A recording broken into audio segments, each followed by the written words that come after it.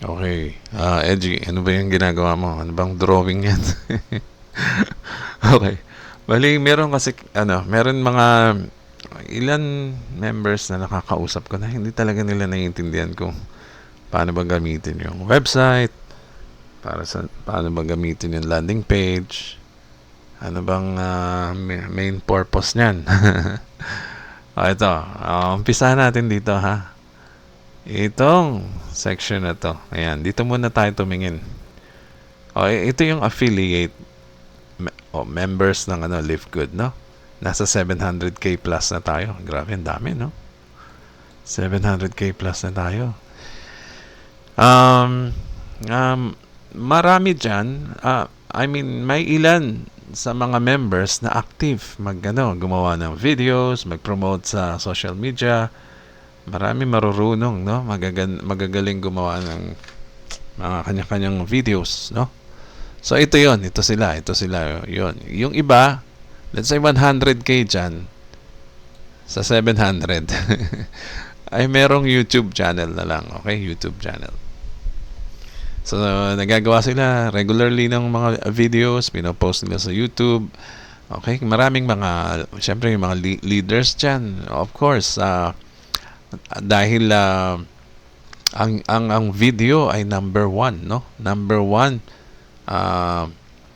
nagwo-work yan as recruiting tool, no, sa industry natin. Yung mga video na yan, ang lakas mag-recruit niyan. At saka yung mga video na yan ay 24 hours yan nagtatrabaho. Laging available yan, ma-access ng mga tao, no? So nandyan yan sa YouTube. Palagay na lang natin 100k ha. Hindi ko naman alam yung exact. And then yung iba nasa Facebook naman. Syempre yung mga gumagawa ng video sa YouTube, naglalagay din sila sa Facebook, no? Maaring sila rin yan. O lagay na lang din natin sa 100. Parehong 100k. And then yung 500k dito, para para madali lang ma-figure out natin kung ano bang situation ang medyo uugma dito. Let's say yung 500k. Yung 500k na members, mga ordinary people na hindi marunong mag-edit ng video, hindi nagpo-post sa YouTube, walang YouTube channel. So nagsama-sama sila dito sa 500k na yan. Okay, sa 500k. So maraming hindi pa rin talaga marunong, hindi makagawa ng sarili nilang videos. So anong ginagawa ng mga tao na to, itong 500k dito? Ano ang ginagawa nila? Yung mga videos na ginawa nitong mga tao sa YouTube at saka yung mga videos na nandito sa Facebook, ayan, normally kinukuha nila yung link, no? O i-share ni Upline or ni Top Earner yung YouTube video niya. So syempre hahanga si ordinary member. Wow, ang ganda naman ng video ni Upline. Gusto kong i-share. Upline, pwede ko ba i-share tong video mo? O syempre naman, no? Syempre, welcome lahat. O sige, share nyo yan. Ito ang aking video. Kunyari ito. I-share nyo yan sa mga friends nyo. So, from YouTube channel nung tao, nasa YouTube siya, no? May channel siya dyan. Nakuha mo yung link. Ano ba itsura ng link? Yung link may HTTPS yung umpisa niyan, yung website address, no? Laging may HTTPS yan, no? URL link na yan, no? Ganyan, may double slash. Tapos yung yung video na dito, yung kung ano man nakasulat, YouTube, di ba? YouTube. Hirap magsulat. Alam niyo, mouse lang ang gamit ko. YouTube na lang, kunyari, ganyan. So ikaw naman, dahil humanga ka nga sa ginawa ni Upline, ginawang video ni Upline, nag-share ka ngayon sa Facebook. Nag-share ka wala ka naman ibang pag-share, no? Kung galing na yun sa YouTube, hindi naman pwedeng i-share mo din sa YouTube. Hindi pwede, no? Kaya, unless marunong ka mag-download and re-uploading it, no? But illegal yung ganun, no? Pag dinownload mo yung video ng may-ari ng video, kung meron namang paalam, pwede, no? Actually sa atin, sa network marketing, maganda yung nagkokopyahan ng ginagawa. Yan ang unang dapat matutunan mo, mangopya, no? Kasi kung ano yung nagwo-work, yun ang kokopyahin mo. O, di ba? So, ngayon, kung let's say, gusto mo nga yung video, pero hindi ka naman marunong mag-download, mag-repost sa YouTube, wala ka naman YouTube channel, so hindi mo magagamit, no?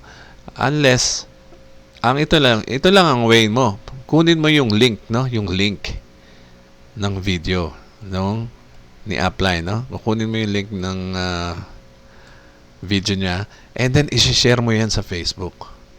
Nandito tayo sa Facebook. I-share mo ngayon yung link ni Upline sa Facebook. Yan, dyan mo lang naman pinopost yan. O kaya meron din tayong pwedeng pag-share ng link sa Twitter, kunwari. Twitter, meron pa X na, no? X na ang pangalan ng Twitter kay Elon Musk nito. So, pwede natin i-share yung link natin sa ganyan, no? Sa kung saan man, sa social media, no? Or sa Messenger, no? Pwede natin i-share yung link sa Messenger. Yan, sa Messenger, i-share natin yung link ng video ni Upline na napakaganda, no? Ano nangyari? Sinare mo, no? Ikaw, galing sa'yo yan. Dito galing yan sa'yo. Yan, dyan ikaw ang pinanggalingan ng link ni Upline. Ang pangit talaga ng drawing ko kasi hirap yung wala pa akong mousepad.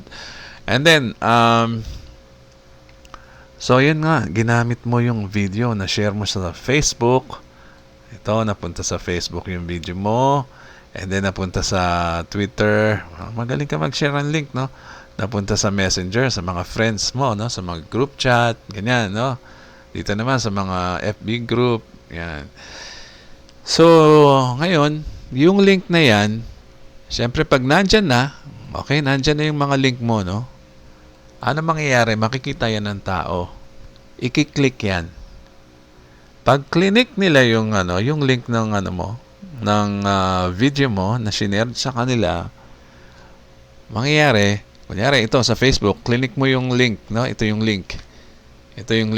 Click mo, pupunta ngayon sila sa channel ni Upline. Napunta dun sa channel ni Upline. At dyan panonoodin yung video. Ito yung video. Dyan yung mga tao. Ang dami, Ang dami mong pinag-sharean, Ang daming audience nung pinag-sharean mo. Nandyan sila, Manunood sila ng video ni Upline. So, ngayon, ikaw, kala mo naman ay minsan hindi tayo aware, no? Hindi tayo aware na itong link na to na nilagay mo sa Facebook, na nilagay mo dito sa Facebook, sa dating Twitter, itong X, at saka sa Messenger, pinagkalat mo sa mga group chat, hindi ka aware na yung mga tao na yan ay pupunta lahat dito sa YouTube, babalik, no? Kung saan nandun yung channel ni Upline, no? So, ano maitsura sa YouTube, di ba? Manonood ka ng video, ganyan. Nandyan yung screen. Uy, tumuwid yung line, no? Ayan, no?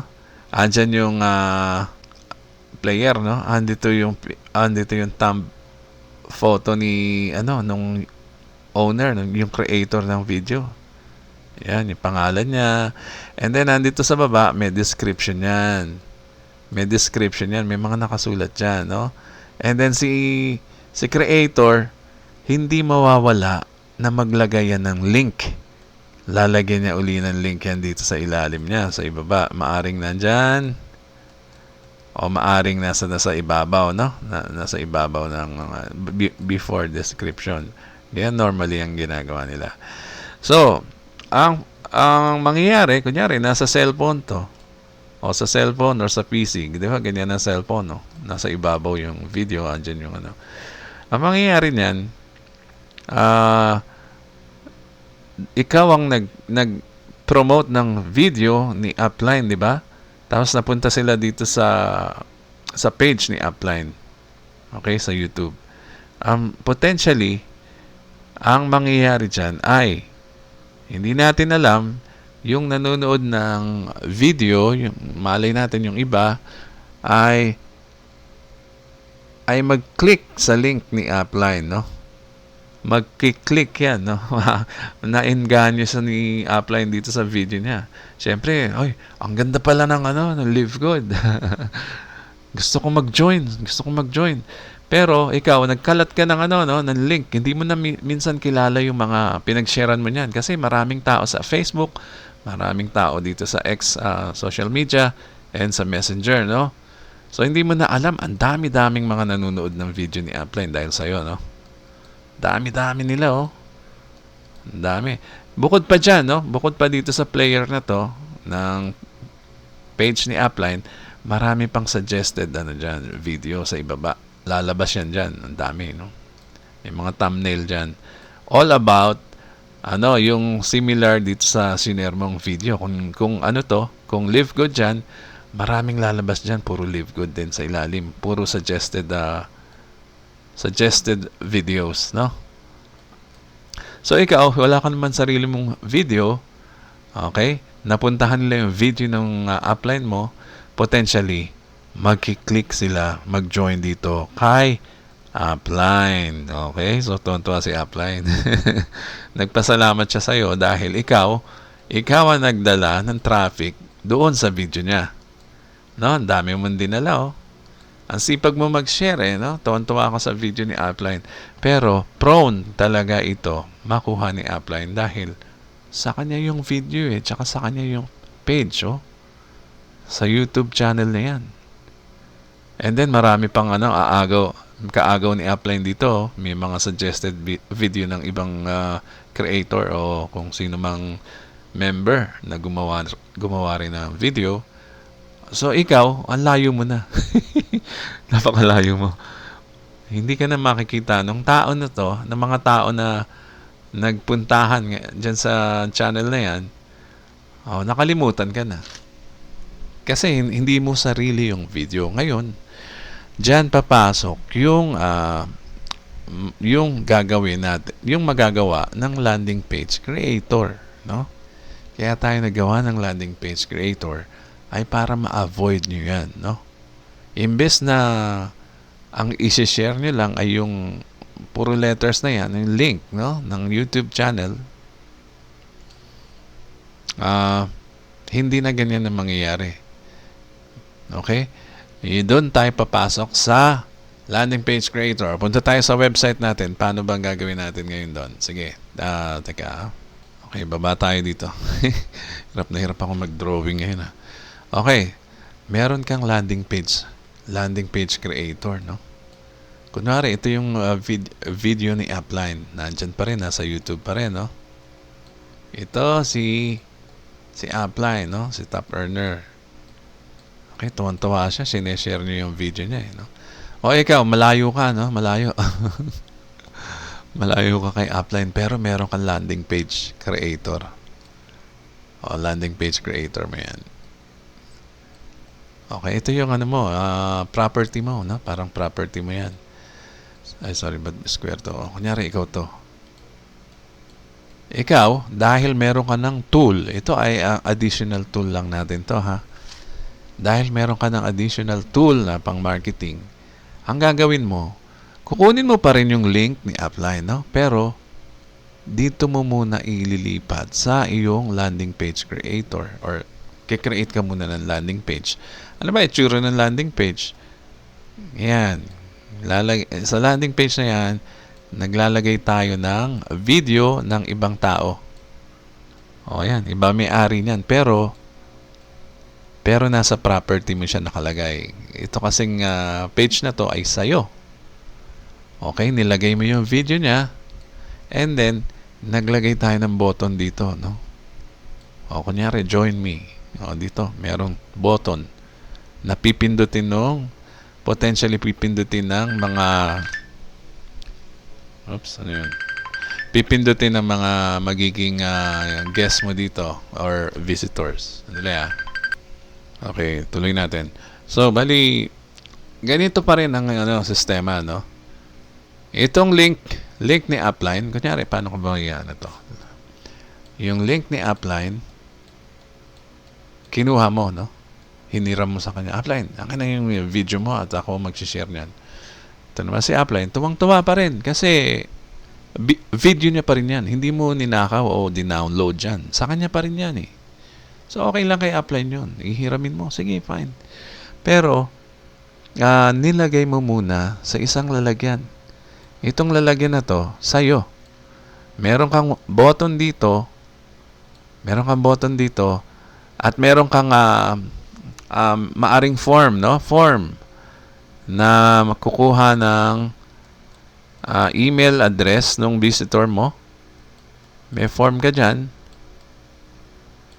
Okay? Dyan, may form sa baba. And then, kunin mo yung email address tsaka name niya, no? O, itong button na to, parang submit button ang tawag dyan, no? Submit. Pasensya na kayo, hirap na hirap ako ngayon mag-control ng mouse. Submit button. Okay, so, ngayon, ano na nangyari ngayon? Ikaw, in-isolate mo yung video ni Upline dito. Kahit pa hindi sa'yo yan, ito na, minsan dito lumalabas yung di ba? Yung picture ni Upline. Mawawala naman yan. Magdi-disappear pag nagpe-play na yung player. So, nilagay mo sa lalagyan mo, meron kang link. Itong submit button ay connected yan sa LiveGood. Pag pinindot nila yung button na yan, pupunta naman yan ngayon sa Power Landing page mo sa LiveGood. So, para dyan sila magre-register sa'yo. Diba? Imbis na yung information ni Upline dito nakalagay sa ilalim ng video, mawawala na yon. Doon lang sa YouTube meron yon, yung mga link niya or description and photo and link, no, na nilagay niya dyan. So dito, nilinis mo, puro sa'yo na ngayon ng link dyan. Maraming link na tayong pwedeng ilagay dyan, no? And then, ikaw pa ang makakakuha ng details ng visitor mo. Pwede ka nilang kontakin, pwede mo silang kontakin, no? And then, potentially, pag click nila yung submit button na to, okay, para mag-join sila sa LiveGood, sa'yo sila mapupunta dahil sa'yo rin to ito, yung power landing page natin to no? Power landing page natin to sa LiveGood. Sa'yo yan. So, ganun lang pala ang solusyon. Dadalhin mo sila sa landing page mo. Wag ka basta-basta mag-iwan ng link kung saan-saan, no? Okay? Pwede mo na palang iwan yung link. sorry. Itong link na, pag nasa landing page creator na yan, landing page mo na, nagawan mo na ng landing page, magkakaroon ka ng bagong link. Okay? New link. Okay? New link, no? Itong link ni Upline, hindi na yan link na yan ang gagamitin mo. Na-convert mo na sa new link. So, yung new link na yan ngayon ang ibabato mo kung saan-saan, no? Pwede sa FB. Ngayon, save mo na ngayon. Mako-convert mo na yung link ni Upline, no? Save mo na ngayon, i-post dyan sa FB o kaya sa Twitter or X na platform o kaya sa Messenger, di ba? Pwede mo na yan i-post kung saan-saan sa internet. Okay? Pwede na yan. Wala, safe na yan, no? Pag nakita ng mga tao yan, hindi na pupunta diretso dito kay Upline. Hindi na sila pupunta dyan. Na yan? X na yan. Wala na makakadiretso kay Upline. Pupunta naman sila ngayon sa landing page mo. Diyan ang punta nila. Yung mga nasa FB, pupunta sa landing page. Yung mga nasa Twitter or X, pupunta sa landing page mo. Yung mga pinasahan mo sa Messenger, pupunta sa landing page mo. Di ba? Ikaw ang makakakuha potentially ng recruit, ng prospect, no? Kasi sa'yo ito sa'yo yung property to dito mo nilagay para dumiretso naman sila doon sa LiveGood official landing page natin. So, ganyan yung ng purpose, ha? Ewan ko. Ang pangit lang ng drawing ko, pero kasi yung nagtanong sa akin kanina, medyo hindi niya naintindihan talaga. Sana naman naintindihan nyo kahit pangit yung drawing. Okay? So, ganyan ang ating purpose ng landing page creator, no? And then, ito ay napakadali gawin, no? Pinadali natin gawin para naman lahat ng regular, ordinary member na hindi marunong sa technology ay pwedeng makagawa nito.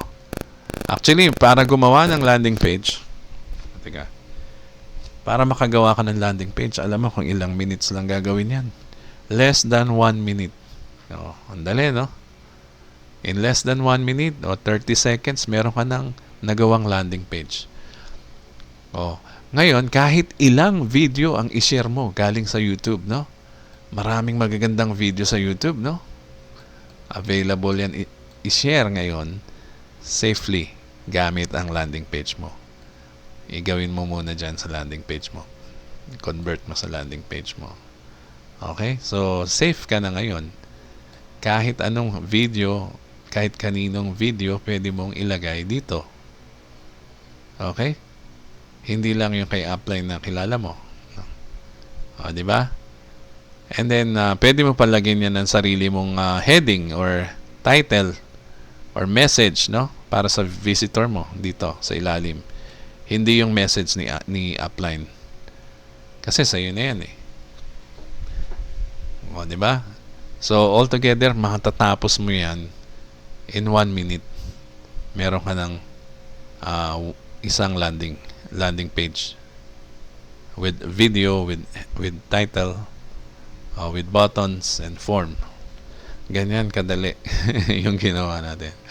So, yan. Bali, yan lang muna. Ito po si Edgy Garcia. Sana mag-subscribe kayo sa aking channel, mag-like or mag-comment pagka may tanong kayo. Okay?